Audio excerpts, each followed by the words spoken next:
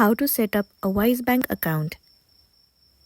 It's a very simple and a quick process, so let's jump into the video. The very first thing you want to do is to head over to any of the web browser, or you can move into Safari.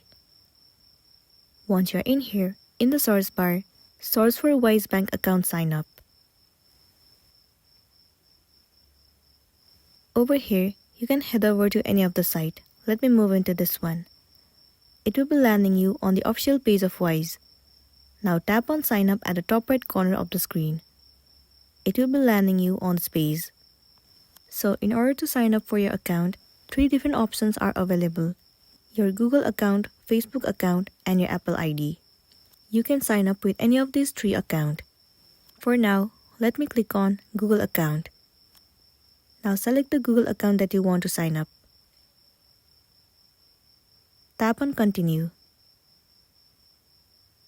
Select the account that you'd like to open. For now, let me click on personal account. Choose the country and then tap on continue.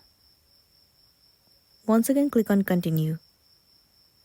Now what you want to do is, for the verification, enter your active phone number and then tap on send verification code. You'll receive one verification code on your number.